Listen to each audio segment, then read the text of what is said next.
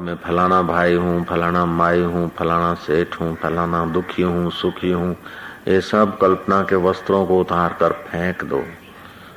हो जाओ निर्वस्त्र तत्व में जागृत, हो जाओ अपने आत्म भाव में। नारायण नारायण नारायण, ओम ओम ओम।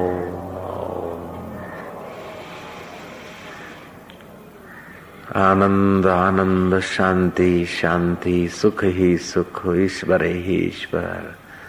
तो ही तो ही तो ही तो करते करते फिर तो ही तो करने वाला खो जाता है। बोलता है मैं ही मैं, सो हम शिवो हम, आनंदो हम, चैतन्यो हम, सर्वो अहम।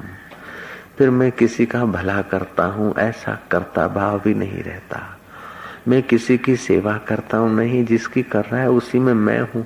मैं अब पहले संकीर्ण था 5.5 फुट में, अब मैं अनंत हुआ हूँ। अनंत हुआ हूँ। जितनी विशालता आती है, जितनी निष्कामता आती है, उतना ही अपने अनंत स्वभाव में तुम जगते हो।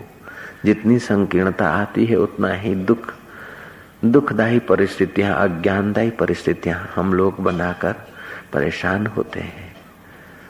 नारायण नारायण नारायण नारायण नारायण नारायण। ये सब कल्पना के थोथे ओढ़े हुए हैं। जो कल्पना के थोथे उसको हटाते जाओ। एकदम निर्दोष ब्रह्म। ठंड लगती है तो ठंड भी मैं हूँ, और लगती है तो शरीर को लगती है, उसको भी देखने वाला मैं हूँ। ठंड बंड का भाव नहीं।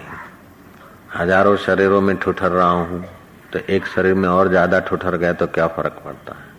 और हजारों शरीर ने ओढ़ रखा है तो एक शरीर ने नहीं भी ओढ़ा तो क्या फर्क है। आओ आओ आओ। है धर्म को प्रत्यक्ष कर दो, सो तो है। मेरा छोकरा, मेरा ये मोह माया को छोड़ो। एक छोकरा क्या हजारों छोकरे जिससे पैदा होते हैं, लीन होते हैं। ये तो सागर में तरंग पैदा होकर लीन होते हैं, कोई मरता ही नहीं। मेरे को मिलेगा न मिलेगा, अरे बिछड़ा कहाँ है। तेरा श्वास विराट श्वास से जुड़ा है, तेरा हृदयकाश विशाल हृदयकाश से जुड़ा है, तेरा पृथ्वी तत्व पूरी पृथ्वी से जुड़ा है। तो कोई बिछड़ा ही कहाँ है। एक जेब में से उठा के दूसरी जेब में पैसे रखे तो क्या फर्क पड़ा। यहाँ से उठाकर एक कोने से उठाकर आश्रम के दूसरे कोने में वस्तु रखी तो क्या फर्क पड़ा, इधर ही तो है। ऐसे ही विशाल आत्मा का आश्रम है। इधर से लड़का को उठाकर उधर रख दिया तो भी क्या है, उधर से उठाकर इधर रख दिया। ये सब अज्ञान जनित मोह जनित दुख था। दुख जैसी कोई चीज ही नहीं है। आनंद आनंद, नारायणी नारायण, साईं ही साईं, मेरे गुरु ही गुरु। जैसे जल ही जल है, तरंग दिखते हैं। अब कोई तरंग उत्पन्न होता क्या, कितना सुंदर है। और लीन हो गया क्या, अरे तरंग मेरा मर गया, मेरा मर गया। तरंग मरा नहीं, फिर उठते हैं, पैदा होते हैं। ये आह्लादनी लीला है। हजारों जन्म में हजारों बेटे हुए, हजारों बाप बने, हजारों माए बने, हजारों फिर मिटे। क्या बिगड़ा तुम्हारा कि अभी बिगड़ जाएगा। क्या बिगड़ा। हजारों जन्मों में कई बेटे बने, कई माए बने, कई बाप बने, कई चाचे बने, कई मित्र बने, कई शत्रु बने, सब इन हुए। तुम्हारा बिगड़ा क्या। अभी जो बिगड़ रहा है कुछ नहीं बिगड़ रहा है। सब जो हुआ बढ़िया हुआ। इन सब ने अनुभव बताया कि सब आह्लादनी शक्ति लीला मात्र है। और लीलाधर सच्चा है। मेरे लीलाशाह सच्चे हैं, लीलाधर सच्चे। वही लीलाधर है। भगवान का नाम लीलाधर भी रखा है ऋषियों ने। वही लीलाधर है, लीला का आधार, लीला का आधार। नारायण नारायण नारायण। क्या शुभ समाचार है, क्या मंगल प्रभात है। ओम।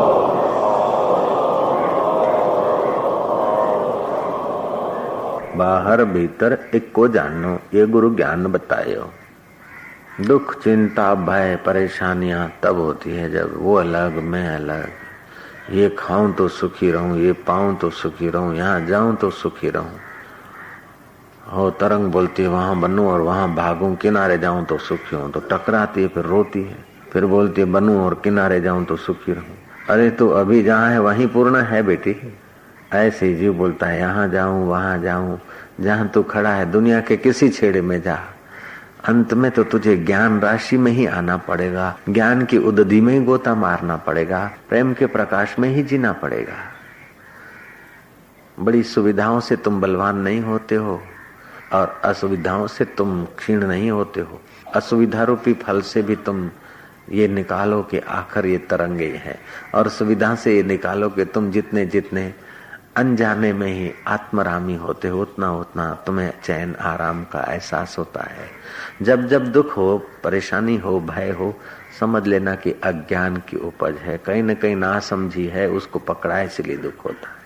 विकार उठे तो समझ लेना कि नासमझी है इसलिए बह गए, फिर बह गए उसको याद करते करते बहते न रहो, दूसरी बार सावधान रहो। सबक सिखा दिया कि इसमें कोई सार नहीं, विकारों ने सबक सिखा दिया कि इसमें परेशानी के सिवा कुछ नहीं है, क्रोध ने सिखा दिया कि इसमें हानि के सिवा कुछ नहीं है, मोह ने सिखा दिया कि इसमें मुसीबत के सिवा और कुछ नहीं है। तो जो कुछ हुए, काम हुए, क्रोध हुए, लोभ हुए, मोह हुए, सब जो हुए सबक सिखाकर क्षीण हो गए। काम शाश्वत नहीं है, राम शाश्वत है। काम आया और गया, लेकिन राम तो पहले भी था, अब भी है, बाद में भी रहता है चेतना में। क्रोध शाश्वत नहीं, क्रोध एक विकार है, आया और गया। मोह भी आया और गया। धन इकट्ठा करते करते आदमी ऊब जाता है, परिवार से मोह करते करते कड़वे अनुभव होता है तो ऊब जाता है, काम के खड्डे में गिरते ही तुरंत फल का अनुभव होता है। आदमी को हाथों हाथ फल मिल जाता है काम सुख का, थोड़ी देर में ठूस हो जाता है। तो ये काम क्रोध ये सब सिखा के जाते हैं कि बार बार तरंग बनकर किनारों से टकरा कर रो चीखो मत, अपने जल राशि को जानो। नारायण नारायण नारायण। अपने शांत स्वभाव को जानो, अपने प्रेमास्पद स्वभाव को जानो, अपने अमर स्वभाव को जानो, अपने चिदघन चैतन्य राम को जानो। और राम को जानने वाला फिर अलग नहीं रहता, वो राममय हो जाता है। सो जाने जासु देहु जनाहि, जानत तुम ही हो जाई। तुमको जानने वाला तुम ही हो जाता है। मधुर मधुर सुखद सुखद आनंददायी अनुभव में आराम पाते जाएंगे। जैसे बुलबुले के सिर से हवा निकल जाए तो वह समुद्र जल रूप ही हो जाता है, इसी प्रकार मैंने अपनी मलिन अहंकृति को शुद्ध अहंकृति में मिला दिया है और अब तो मैं आनंद ही आनंद हूँ। मुझे अब बहुत भीड़ भाड़ में रहना अच्छा नहीं लगता, सबसे अलग ही रहता हूँ। वास्तव में संग दोष जैसी संसार में बुरी चीज कोई नहीं है। संग दोष जैसी बुरी चीज और कोई नहीं। भीड़ भाड़ में विकारी लोगों के बीच रहना अच्छा नहीं लगता है। एकांत में या तो फिर भगवान की मस्ती में जीने वाले मस्त साधकों के बीच में, बाकी फिर हमें और अच्छा नहीं लगता। अब इंद्रियों के प्रदेश में ज्यादा जीना घूमना अच्छा नहीं लगता। अब तो इंद्रियातीत आत्म भाव में, आत्मज्ञान में ही सुख का अनुभव है। जान लिया कीचड़ में कोई सार नहीं, जान लिया तरंग बनकर किनारों से टकराने में सार नहीं। अब तो मुझे जल राशि में ही अच्छा लगता है। आओ सेठ, बैठो सेठ, फलाना सेठ, अब ऐसे लोगों के पास अब सेठ बने के हमको पोषने में मजा नहीं आता। अब तो मजा आता है कि मिट जाए, मिल जाए कोई पीर फकीर, पहुंचा दे भव पार, जीवन की शाम हो जाए, उसके पहले अपने जीवन तत्व में विश्रांति मिल जाए। बस फलाना जगह ना आपड़े चेयरमैन छिन, पूछड़ा ना चेयरमैन छिन, फलाना ना आचे, ये सब देख लिया खिलवाड़। अपने को सता के देख लिया, अपने को खपा के देख लिया, सता के देख लिया। अभी देखना बाकी है तो फिर जरा करके देख लो। अब तो करके देख लिया आजीवन। अनुभवी आदमी एक आध थप्पड़ से चेत जाता है, नहीं तो फिर दूसरी मिलती है, तीसरी मिलती है। संसार में प्रकृति थप्पड़ मार मार के तुम्हें परमेश्वर पद में पहुंचाना चाहती। अगर समझ के पहुंचते तो आराम से तुम्हें खेलते कूदते ले जाना के लिए भी वो प्रकृति देवी तैयार है। नहीं मानते हो तो मोह ममता करते हो तो वो चीज छीन कर थप्पड़ मार के भी तुमको जगाने के लिए उत्सुक रहती है वो महामाया। क्योंकि वो है तो आखिर परमेश्वर की आह्लादनी शक्ति, कोई तुम्हारे शत्रु की तो है नहीं। माया कहो, प्रकृति कहो, है तो परमेश्वर की आह्लादनी शक्ति, है तो उसी के ही अभिन्न अंग है। जैसे जल कि चाहे कैसी भी तरंगे हों सागर में, है तो जल का ही तो परिणाम, जल का ही विवर्त है, परिणाम नहीं विवर्त। परिणाम तो बदल जाता है, विवर्त नहीं बदलता।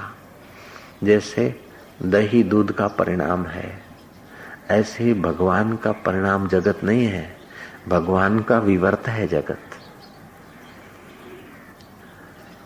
ताना बुनते हैं न सूत का, तो एक छेड़े से दूसरे छेड़े सब सूत ही सूत होता है, और कपड़े के एक छेड़े से दूसरे छेड़े और अनेक आड़े सीधे गोलाकार या चौरसाकार लंबचौरस जो भी ताना बुनी है सब सूत ही सूत होता है। ऐसे ही जगत में जो भी कुछ ताना बुनी है सब ब्रह्म ही ब्रह्म की है। पर मृत्यु कहाँ है, जन्म भी कहाँ है, अपना कहाँ पराया कहाँ। एक जगह सूत का बुना हुआ चित्र देखा गया, महात्मा गांधी, सूत के कपड़े में चित्र बनाया गया। अब वो महात्मा गांधी की चप्पल भी सूत है, तो हाथ में डंडा भी सूत है, और आंख में चश्मा भी सूत है, और जो धोती लगी है वो भी सूत है, और जो हड्डियां दिख रही वो भी सूत ही सूत है। ऐसे ही सब ब्रह्म ही ब्रह्म है। खान का खिलौना राजा बना है, और महाराज ताज पड़ा है और रथ पे बैठा है, वाइसरा बना है और फर्स्ट क्लास ट्रेन में बैठा है, टोपा पहना है। अब महाराज टिकट कलेक्टर बना है खान का, ओ वाइसरा को थप्पड़ मार के उसका टोपा तोड़ दो और मुंह में डालो तो स्वाद खांड का आएगा, और राजा के ताज को मुंह में डालो तो खांड का स्वाद आएगा, और टिकट कलेक्टर का टिकट मांगने का हाथ मुंह में उठा के डाल दो तो स्वाद खान का आएगा। घोड़ा गधा कुत्ता बिल्ला ऊंट हाथी साहब साहिबी मुंह में डालो स्वाद खांड का आएगा। ऐसे ही ज्ञान का हृदय बना लो, फिर जहां भी निगाह जाएगी परमेश्वर का ही आनंद आएगा। जिसको एक जगह अपना प्रिय मिलता है तो कितना आनंदित होता है। कभी कभी अपना प्यारा, प्राणों से प्यारा जैसा व्यक्ति मिलता तो कितना खुश होता है। कभी कभी अपना प्रिय मिलता है, अपने प्रिय वस्तु मिलती है, प्रिय व्यक्ति मिलती है, प्रिय जगह मिलती है तो कितना मजा आता है। ज्ञानी को तो सब जगह अपना परम प्रिय मिलता रहता है तो कितना मजा में रहते हैं। ज्ञान से तो आपको सर्वत्र सदा प्रिय ही प्रिय मिलेगा। वस्तुओं से तो कभी प्रिय वस्तु मिली छूट जाएगी, प्रिय वस्तु भोगते भोगते शरीर दुर्बल हो जाएगा, निराशा आ जाएगी। लेकिन ज्ञान की निगाह जगी, प्रेम की सरिता बही तो आपको सर्वत्र अपना प्यारा ही प्यारा दिखेगा। भाला में भी यार तू धोखा नहीं दे सकता। जो दुखद मृत्यु है वो भी समाधि का सुख दे रहे कि हम तुझे पहचानते हैं, रक्त बहेगा तो यहीं बहेगा, यहीं से बना है यहीं बहेगा, ये भी एक सागर ही है ईश्वर का। और भाला भोंकने वाले में भी तू शरीर का ऐसे ही निमित्त होगा। ऐसा कौन सा शरीर है जो शाश्वत रहा है? कोई शरीर किसी निमित्त, कोई किस निमित्त। ऐसा कौन सा बुलबुला है, ऐसा कौन सा तरंग है जो शाश्वत रहा है?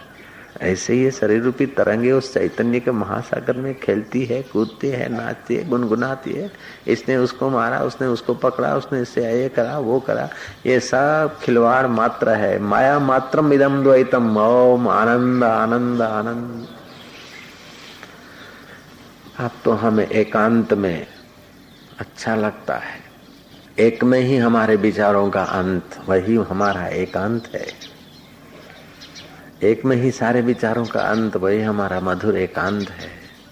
अब अनेक में एक और एक में अनेक, उस एक चैतन्य में अनेक। जैसे एक सागर में अनेक तरंगे हैं और अनेक तरंगों में एक ही जल है, ऐसे ही एक चैतन्य में अनेक लीलाएं हैं और अनेक लीलाओं में एक ही चैतन्य की सत्ता है। इसीलिए तो मच्छर में भी तो ज्ञान है कि यहाँ खून मिलता है, भोजन मिलता है, मच्छर को ये भोजन है। मच्छर में भी तो ज्ञान है, दाढ़ी पर नहीं बैठता है, बालों पे नहीं बैठता, स्किन पर बैठता है, चमड़ी पे बैठता है। जहाँ रक्त होता है वहीं अपना बोरिंग करता है, दूसरी जगह नहीं करता। इतना ज्ञान, वही ज्ञान स्वरूप दाता मच्छर को भी वो ज्ञान समझ देता है। चोर को भी समझ, चोर तब सफल होता है जब चोरी करते समय अनजाने में एकाग्र हो जाता है, ये करूं, फिर चाहे चोरी का परिणाम उसे भोगना पड़े। लेकिन चोरी में तभी सफल होता है कि चोरी करते करते बड़ा इधर उधर देखता है, सावधान रहता है और अनजाने में एकाकार हो जाता है। तब उसको भी प्रकाश मिलता है कि चल ऐसा कर। एक चोर ने चोरी की थी और अपने चोरी में सफल हुए उसका बयान कर रहा था। उस समय राम तीर्थ नहीं बने थे, तीर्थ राम थे, बच्चे थे। तो तीर्थ राम ने वो कहानी सुनी चोर की आप बीती। चोर ने कहा अपने मित्रों से कि यार मैं तो एक बार बड़ी मुसीबत में पड़ गया था। फलाने सेठ के वहां जब मैंने चोरी करने का विचार किया, देखा कि धनाढ्य आदमी है तो इसके घर में घुसे कैसे। तो पास में एक पेड़ था, वहां मैंने झूला बांधा और रोज मैं झूले पर झूलता था। झूले पे झूलता जाता था और निगरानी करता जाता था, झूले पे झूलता जाता था, निगरानी करता जाता था। फिर देखा कि इनकी तिजोरियां और मिलकत कहाँ पड़ी रहती है। वो दूसरी मंजिल पे जहाँ मुख्य आदमी होते हैं वहां मुख्य चीज रहती है। तो मुख्य चीज रहती है, वो समझने के लिए भी वो एकाग्र हुआ। एकाग्र हो तो अनजाने में ही अपने ज्ञान निधि में आया। फिर मैंने झूला झूलते झूलते जोर से खिड़की को लात मारी, खिड़की गिर गई। फिर झूला झूलता रहा, देखा कि कोई आवाज नहीं हुआ, कोई जगह नहीं। धीरे से मैं कूद गया, घर में गया, देखा कि सब नीचे सोए हैं, मुख्य व्यक्ति एकदम छत पे सोया है। ये सामान यहाँ कोई कैसी जगह पे रखा होगा। फिर मैं वहां विचार किया कि अंदर आ तो गया लेकिन अब सामान कहाँ रखा है। मैंने सोचा मैं एकदम एक तान हो गया कि साधारण जगह पे हीरे जवाहरात नहीं होंगे। एकाकार हुआ, फिर जहाँ हो सकते हैं वहां का मुझे प्रेरणा मिली, भाव मिला। वहां से लिए तो जरा खटका हुआ, किसी ने करवट बदली, कोई खांसा, मेरा खून सूख गया, मेरे प्राण कंठ में आ गए। मैंने अपने ईश्वर को, अपने इष्ट को प्रार्थना की कि भगवान दोबारा चोरी नहीं करूंगा। अब मैं पकड़ा जाऊंगा, मेरी खाल खींची जाएगी, मारा जाऊंगा। अब तू मेरी सहाय कर, अब मैं दूसरी बार न करूंगा, तेरी शरण हूं। मैंने एक तान होकर प्रार्थना की। फिर मुझे लगा कि अब खांसते हैं तो अब जाना ठीक नहीं है। मैं कोने में सुकड़ के चुप हो गया। खांसना और हिलना चलना बंद हुआ। मुझे सामान मिला और मैं फिर उसी डोरी को पकड़ के उतर के आ गया। लेकिन उस दिन तो कंठ में प्राण आ गए। कंठ में प्राण आए, असफल हो रहे थे, मर रहे थे, लेकिन अनायास अनजाने में प्रार्थना करते करते तुम अपने जल राशि में गए। तरंग शांत हुआ, उसे फिर सत्ता स्फूर्ति मिली, फिर उठा और फिर भागा। हालांकि चोरी की उसका परिणाम उसे भोगना पड़ेगा, लेकिन सफल चोरी में भी तब होता है जब अनजाने में ज्ञान राशि में गोता मारता है। हर चोर की, हर टेक्नोलॉजी, बायोलॉजी, साइकोलॉजी वाले की जो भी कुछ योग्यता है, जाने अनजाने वो तदाकार होता है अपने परमेश्वर स्वभाव में, अपने आत्मदेव में। तभी वो सुखी होता है, सफल होता है। दुखी और असफल होता है तो जितना जितना इंद्रियों के प्रदेश में आता है, बाहर के तरंगों को, नाम रूप को सच्चा समझता है, तब दुखी होता है। तो दुख और सुख दोनों को हम धन्यवाद देते हैं कि दोनों ने बता दिया कि सत्य क्या है। दुखों से हमें ये फल मिला कि अज्ञानता और संकीर्णता, बहिर्मुखता दुखदायी है। सुखों से ये पता चला कि जब थोड़ी सी क्षण भर भी अंतर्मुख होते तो इतना सुख और सफलता मिलती है। तो अगर पूर्ण पुरुषोत्तम को जानकर अंतर्मुख दृष्टि, अंतर्मुख तत्व का ज्ञान अगर प्राप्त कर लें, उसमें टिक जाएं, तो फिर परम सुख ही है, परमानंद ही है। सुख अगर अपने में फंसाता है तो वो दुख से भी खतरनाक है। दुख अगर उद्विग्न और आवेश देकर बहिर्मुख ले जाता और गलत प्रवृत्ति के लिए ले जाता है तो वो पाप का फल है। दुख अगर सत्संग में ले जाता है तो वो पुण्य का फल है। दुख अगर सत्संग में ले जाता है, सत्संग का या किसी श्रेष्ठ जगह का सहारे पर ले जाता है तो पुण्य मिश्रित दुख है। और सुख अगर विकारों में ले जाता है तो पाप मिश्रित पुण्य है। जिसका शुद्ध पुण्य होता है वो शुद्ध सुख में आता है। जिसका शुद्ध पुण्य होता है उसको दुख भी परम सुख के द्वार पर ले जाता है, और सुख भी सुख के खबरें देता है। और पुण्य में अगर पाप मिश्रित है तो सुख भी विकारी खड्डों में गिराता है और दुख भी आवेश के गहरी खाइयों में गिरा देता है। इसलिए पुण्यात्मा दुख से भी फायदा उठाते, सुख से भी फायदा उठाते हैं, और पापात्मा दुख से भी ज्यादा दुखी होते हैं और सुख में भी भविष्य में बड़ा दुख बनाने की ही कुचेष्टा करते हैं। नारायण नारायण नारायण नारायण। इसलिए परमात्मा को प्यार करते हुए पुण्यात्मा होते जाओ, परमात्मा के नाते कर्म करते ही पुण्यात्मा होते जाओ, और परमात्मा अपना आपा है ऐसा ज्ञान बढ़ाते महान पुण्यात्मा होते हुए महात्मा बनते जाओ। वस्त्र रंगने को मैं महात्मा नहीं कहता। घर बार छोड़कर एक आदमी जो अपने आप को विषय विकार विलास में संपूर्ण शरीर के सुखों में खर्च रहा है, वो भी गलत जगह पर उसके पैर पड़े हैं। भविष्य उसका दुखद और अंधकारमय होगा। दूसरा आदमी वो है जो सब कुछ छोड़कर निर्जन जंगल में रहता है, अपने शरीर को सुखाता है, मन को तपाता है। संसार खराब है, ये माया जाल है, ये ऐसा है, ये वैसा है, इससे बचो। ऐसा करके जो बिल्कुल बिल्कुल त्याग करता है, त्याग त्याग त्याग, ज्ञान सहित नहीं लेकिन एक धारा में बहता है, वो भी कहीं गलत रास्ते की यात्रा करता है। बुद्धिमान तो वह है कि सब में जो सब होकर बैठा है उस पर निगाह डाले। मोह ममता का त्याग, संकीर्णता का त्याग, अहंकार का त्याग, उद्वेग आवेश का त्याग, और वो त्याग तब सिद्ध होगा जब ज्ञान की निगाह से देखोगे संकीर्णता मिटेगी, परमात्मा की निगाह से देखोगे तो मोह ममता मिटेगी, और सर्वेश्वर के ज्ञान से पल्लवित पावन होकर तुम्हारा हृदय और मस्तिष्क जब तालबद्ध होंगे, तब तुम सब कुछ देते लेते खाते महात्यागी, महाभोगी, महान एकांती और महान महान प्रवृत्ति करने वाले दोनों की अनुभूतियां आप एक साथ करोगे। महान प्रवृत्ति और महान त्याग का अनुभव। त्यागी एक गलत छोर पे है, भोगी दूसरे छोर पर है, लेकिन बुद्धिमान, ज्ञानवान, सत्शिष्य और साधक त्याग और भोग दोनों को साधन बनाकर जिससे त्याग और जिससे भोग दिखता है उस परम पद में जग जाते हैं। भोग रोग जाके नहीं, भोग का रोग भी नहीं और त्याग का आवेश भी नहीं। ऐसे जो ज्ञानी है वो विद्वान निरोग। भोग रोग जाके नहीं, भोग और त्याग जिसको नहीं है, मैं त्यागी हूँ ऐसा भाव भी जिसको नहीं है, मैं भोगी हूँ ऐसा भाव भी जिसको नहीं है, जो भोग और त्याग दोनों को इंद्रियों का खिलवाड़ समझता है, मन का स्फुरना समझता है, और सर्वत्र अपने सर्वेश्वर की सत्ता अपने से अभिन्न मानते हैं, ऐसे धीर ज्ञानी के जो सत्शिष्य होते हैं वे हर हाल में, हर परिस्थिति में सुखद अनुभव, सुखद निगाह पा लेते हैं। ओम नारायण नारायण नारायण नारायण नारायण नारायण नारायण नारायण। मधुर मधुर आनंद आनंद। अब हमारे देव अकेले एक मंदिर में नहीं रह सकते हैं। हालांकि हमारे देव केवल एक मंदिर में ही थे, ऐसी बात नहीं थी।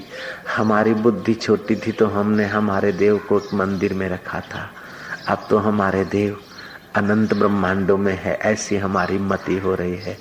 देव हमारे अभी बड़े नहीं हुए, देव तो बड़े थे, लेकिन हमको देव की कृपा से देखने की निगाह बढ़िया मिली है।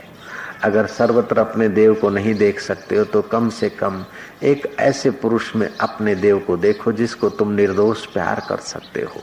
एक ऐसे चित्र में देखो अपने देव को जिसमें तुम्हारी निगाह ठहरती है।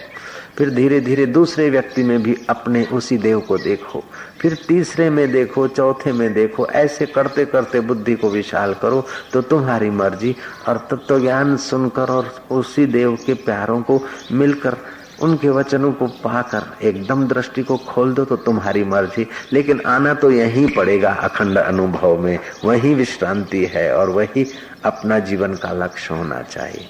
लक्ष्य उन्नत बना दो, फिर हजार हजार गलतियां हो जाए, डरो नहीं, फिर से ट्राई करो, कदम एक बार फिर से रखो। जिसका लक्ष्य पवित्र नहीं, उन्नत नहीं, सर्वव्यापक सर्वेश्वर के साक्षात्कार का लक्ष्य नहीं है, वो लक्ष्यहीन आदमी हजारों गलतियां करेगा, और लक्ष्य वाला आदमी सैकड़ों गलतियों कर लेगा। लेकिन जो सैकड़ों गलतियां करता है तभी भी लक्ष्य जिसका उन्नत है वो जीत जाता है। जिसका लक्ष्य उन्नत नहीं है वो सैकड़ों गलतियों में रुकेगा नहीं, हजारों में नहीं रुकेगा, लाखों में नहीं रुकेगा, करोड़ों जन्मों तक करता ही रहेगा। क्योंकि उसके जीवन में सर्वेश्वर, सर्व में व्यापक एक परमात्मा है ऐसा लक्ष्य नहीं है। उसका जीवन में मोक्ष का लक्ष्य नहीं है, उसके जीवन में सुख दुख से पार होने का लक्ष्य नहीं है। तो सदा सुखी दुखी होता रहेगा। सुखी दुखी होता है वो गलतियां करता ही है, जो गलतियां करता है वो सुखी दुखी होता है, जो सुखी दुखी होता है वो गलतियां करता है। इसीलिए हजारों हजारों जन्म बीत गए, हजारों हजारों युग बीत गए, काम पूरा नहीं हुआ क्योंकि लक्ष्य नहीं बना। इसलिए हे मेरे प्यारे साधक, तू अपने जीवन का लक्ष्य बना ले कि सर्वत्र सर्वेश्वर को देखें, आप सहित परमेश्वर को देखें। सो प्रभ दूर नहीं प्रभ तू है, घर विच आनंद रहा भरपूर, मन मुख स्वाद न पाया। जिन खोजा तिन पाया गहरे पानी बैठ, मैं भोरी डूबन डरी रही किनारे बैठ। खोज अपने आप में, जो विचार उठता है कहाँ से उठा, जो इच्छाएं और चिंताएं उठती कहाँ से उठी, क्यों उठी, खोज खोज खोज और तू पहुंच जाएगा अपने परम लक्ष्य में। और फिसल जाए तो डर मत, फिर से चल। रुक जाए कहीं कोई थाम ले तुझे तो सदा के लिए चिपक मत, फिर चल चल चल और चल, अवश्य पहुंचेगा। और चलना पैरों से नहीं है, केवल विचारों से और अपने सत्कृत्यों से चलना है। सर्वेश्वर कोई दूर नहीं है कि चलो यात्रा करो, चलते चलते पहुंचो, कलकत्ते में बैठा है या दिल्ली में या वहीं कुछ में। वो जहां से तुम चल रहे हो ने सत्ता भी उसी की है। उसको खोजने की शुरुआत करते वहीं वो बैठा है, फिर भी खोजो उसी के भाव से। खोजते खोजते घूम घाम के वहीं विश्रांति मिलेगी जहां से खोजना शुरू हुआ है। जहां से खोजना शुरू हुआ है वहीं विश्रांति मिलेगी। लेकिन बिना खोजे विश्रांति नहीं मिलती। बिना खोजे अगर बैठ गए तो आलस्य, प्रमाद और मौत मिलती है। खोजते खोजते खोजते खोजते आप सीधा नाक की सीधाई में चलते जाओ, चलते जाओ, चलते चलते पूरी पृथ्वी की यात्रा करके वहीं पहुंचोगे जहां से चले थे। खोजते खोजते खोजते वहीं आओगे जहां से खोजने की सत्ता स्फूर्ति मिली थी। वही सारे ब्रह्मांडों का आधार सोहम शिवोहम आनंदोहम का अनुभव हो जाएगा। ओम ओम ओम ओम ओम ओम।